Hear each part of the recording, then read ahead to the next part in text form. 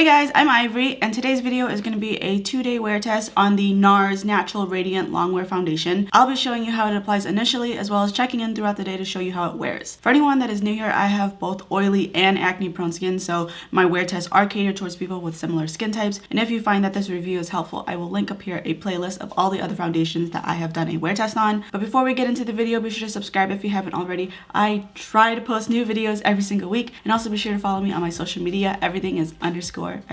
Right, the hair has to go up. It's driving me nuts today. So before I get into the review, I want to break down each of the days because I don't do the same things on day 1 and day 2. But if you're familiar with my format already, somewhere on the screen will appear a timestamp, and that will lead you straight to the review. But today on day 1, half my face I use primer, the other half I just applied foundation directly on top, and then one side I use the brush, and then the other side I use the sponge. And then depending on what works best for this day, I will take that information and apply it to day 2. And then also on day 2, I will be applying powder underneath the foundation. Adding powder underneath is a trick that I've learned that helps prolong oils from coming through. It also helps keep foundation on better. Certain areas have more wear than others, and they're more easy to break up or separate. And I find that adding powder underneath can really help remedy those situations. But sometimes a foundation is it just sucks, no matter how much you try to help it. But we won't find out till day 2. And also day 2 is when I show you what the foundation looks like in natural lighting, just so that you can get a more realistic idea of how this foundation will actually look. And to save you a little bit of time, all the timestamps for each of the days will be in my description box below, so feel free to skip around. All right, so this is the foundation. It is a clear bottle. It has a pump. So like I said, half my face I use primer. I use the L'Oreal Infallible Matte Lock Primer. Still one of my favorites to this day because it's one of the few where I actually can see a difference.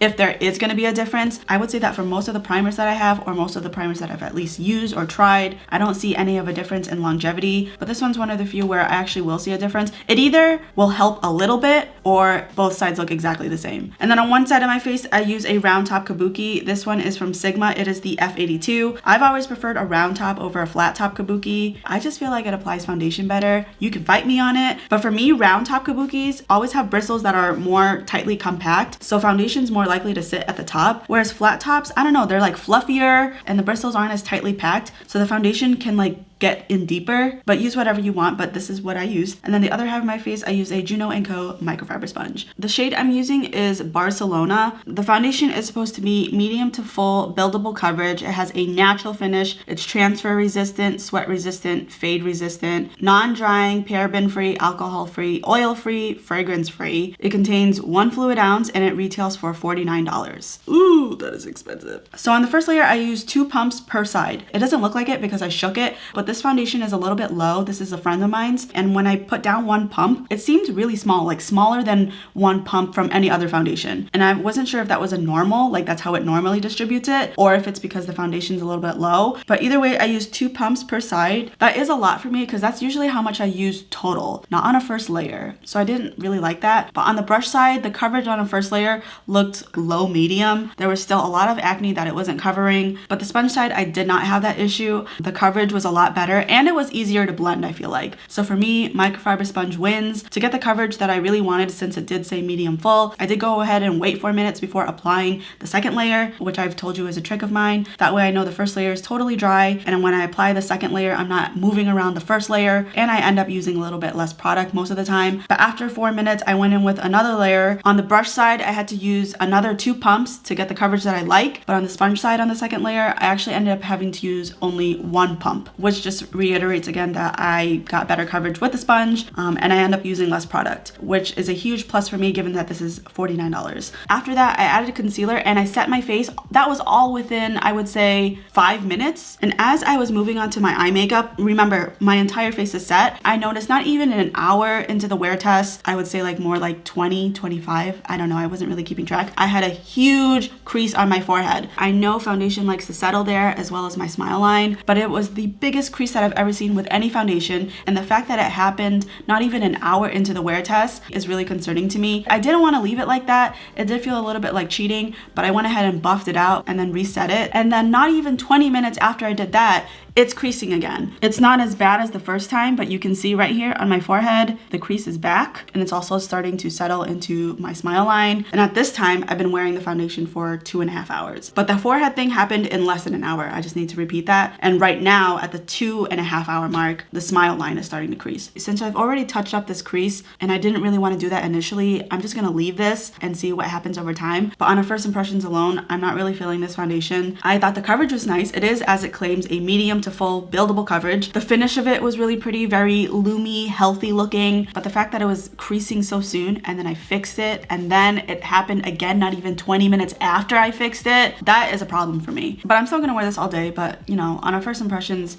I'm a little disappointed. But that is it for now, so I will see you in a couple more hours. All right, it is about the 6.5 hour mark. I have given up on the lashes. For whatever reason, today this lash didn't want to cooperate with me, so I took it off. And you know, you can't just go walking around with one lash. I mean, you can, but it would be weird. But as far as my foundation goes, before I even critique it, I just want to say it feels very heavy. Tomorrow, no matter what the coverage is, I'm doing 4 pumps total, not 4 pumps per layer, because this feels really heavy. It's very distracting. I am shinier than I would like as far as oiliness goes. I don't think I need to blot necessarily right now, but I feel like overall this is like the highest tolerance I have in terms of shine. And usually my face will look like this at the 10 hour mark. So the fact that it's happening at the 6.5 hour mark, the crease in my forehead, are my eyes just adjusting to it, or does it look like it's getting better? Because I feel like it doesn't look that bad anymore. My T-zone is looking rough. The worst part is right here on my upper lip. Now let me just say, lots of people have, you know, that little peach fuzz, and I probably get rid of it about once a week, and it's been fairly recent, but for whatever reason the foundation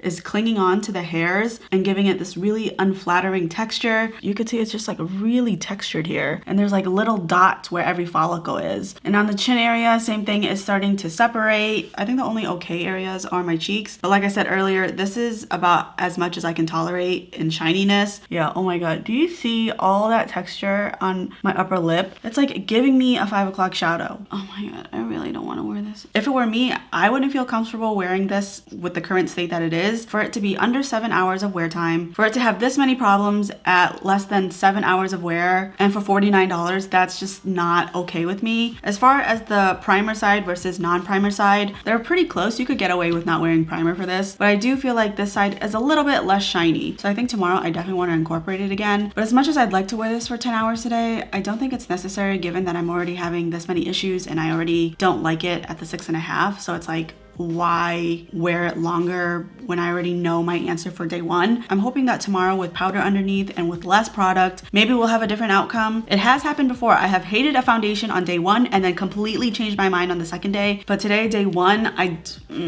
but I'm optimistic, and the mistakes that I made today, hopefully by fixing them tomorrow, we may have a different outcome. Who knows? But that is today. I'm gonna cut it short. I'm sorry if it feels like cheating, but tomorrow, I assure you, no matter what, I will keep it on for 10 hours. All right, it is day 2 of the wear test. It's actually not the next day from day 1. When I took off my foundation, I saw that I had a ton of new breakouts, so I wanted to give a 1-day rest period. I went ahead and added the same primer that I used on the first day, concentrating it in the center of my face, and then with the remaining product, I kind of just spread it outwards. After primer, I did add loose setting powder underneath. I used the Dermablend loose setting powder. This powder, you can feel the difference. I think that it's one of the few high-end products that are actually worth it. It's very finely milled, and I can tell the difference between all my other powders, which is something that you're gonna want if you're gonna put it under your foundation. But I applied the product with a puff. I really pressed it into the center of my face because that's where I get the oiliest, but I did buff in a really thin layer to the rest of my face as well. Afterwards, I applied the foundation with my beauty sponge. I made sure to use less product this time, and let me tell you, I had to use every single last drop. I don't know if the foundation is just really low, so I can't get a lot per pump, or maybe it's because it's cold here, so it's not as liquidy, but I don't get a lot per pump. But I didn't want to repeat the mistake of adding too much foundation this time, so I did 2 layers, and each layer had 2 pumps, so I have 4 pumps total of foundation on my face as opposed to 8. I think the coverage is fine. The one thing I will say is I really had to ration where the foundation goes. It's a good thing I don't have acne everywhere, and I avoided my under eyes since I have concealer under there, so I really had to ration what little foundation I had and center it on the areas where I needed the most coverage. So I just wanted to note that if you have more acne, I don't know if the amount of foundation I use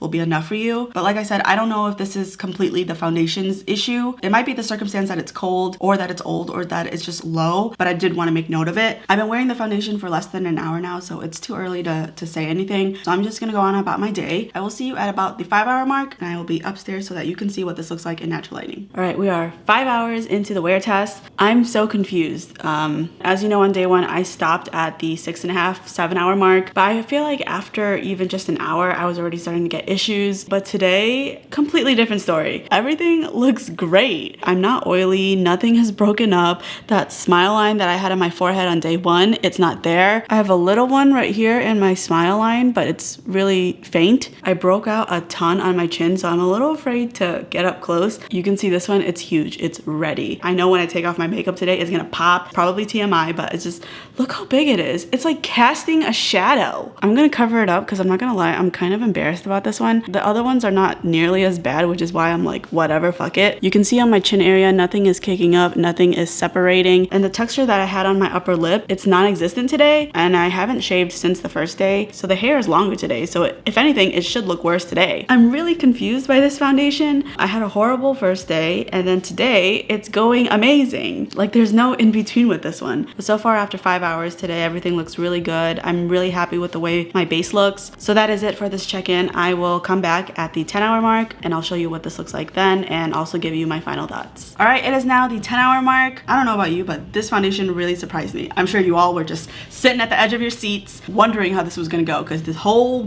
journey has just been so enthralling, I'm sure. I am shiny. I wouldn't say greasy. It's a little bit more than I would like, but dewy, glowy, luminous, I feel like is a more accurate description. Yesterday, this forehead wrinkle was giving me hell, and today the crease is there kind of, but it's barely there. Same thing on my smile line. There's a little bit of a crease, but no more than what I'm used to seeing. And on day one, at the 6.5-hour mark, I was getting some really bad texture on my upper lip. I am not getting that today, and I just want to remind you that I did not shave. So it's not like the circumstance is any different than day one. If anything, it's worse. Again, I have to cover this up because I don't want to get demonetized. It is that graphic. But the rest of my chin, there's a little bit of wear, but it really isn't that bad. And in between my eyebrows, I'd say it's pretty on par to other foundations that I actually like. I'm gonna go ahead and blot half of my face just to show you the difference. I will try to link these sheets in my description box below. All right, so this half is blotted. I can see on my nose that I lost very little coverage, which is great because it tells me that if I want to wear this for over 10 hours and I want to touch up, I don't have to worry about my base getting ruined from it. It's not perfect, but most of the coverage is still there. I would say that it's not really noticeable. And the same thing on my forehead, my cheeks. The blotting sheet doesn't seem like it removed or disturbed my base at all. On my chin area, it did lose a little bit of coverage, but same thing like on my nose,